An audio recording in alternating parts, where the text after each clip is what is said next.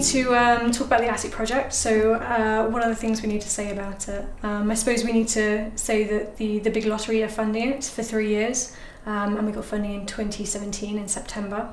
Obviously you work for VCS, so you can say a bit more about what they do. VCS do a lot of supported volunteering projects. So I guess that's where a lot of the reminiscence work sort of came from, is that kind of heritage work that VCS have done. There's a lot of history and reminiscence opportunities for going through people's homes and talking about the items that they need to help declutter. Yeah, and I guess because that's not always an easy thing for people to do, to when we accumulate so much possessions and stuff, how we kind of start to go through all those things can be difficult. So that's, makes the attic project a much kind of easier, more kind of ethical way to be able to go through that process, I suppose, as well. Yeah, the volunteers will do more than that in the future as well, won't they, really, with potentially sort of oral history or digital stories and things. Yeah, definitely. We've started doing a bit more of oral history, but we are going to start branching out on how to capture these memories when we do it and be able to give it back to the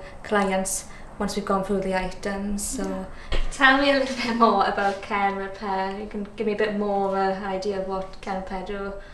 Yeah, so obviously Care and Repair Cymru are leading the attic project, and Care and Repair Cardiff and Vale and Newport Care and Repair are also partners as well. And Care and Repair helps older people to live more independently in their home. So where people need repairs, adaptations, handrails, stair lifts, maybe they need a new boiler for heating. Care and Repair work with people, tailor their services, always keep the client at the centre and make sure people can live independently at home for longer, really.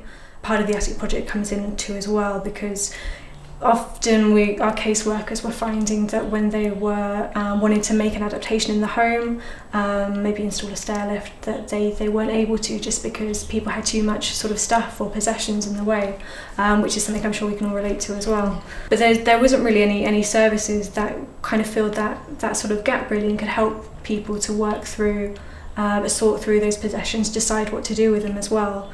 And one of the key things that we also try to do with the attic project is to make sure that possessions and items are going somewhere that's good for the environment as well. So we're reducing our impact on the environment. More things are being donated to places where they're useful, things are getting reused, things are getting recycled, and it's not just that everything's going to landfill as well.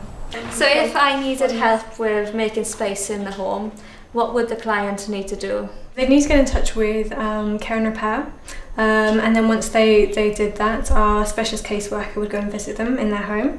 They would look at what their needs were in the home, or whether they needed any support with things like anything to prevent falls or any adaptations and repair that would make the home more safe and more comfortable to live in, and decide what they want to do with different things, or maybe do a bit of reminiscence. Then obviously a volunteer would be needed, so they would get in touch with you then, wouldn't they?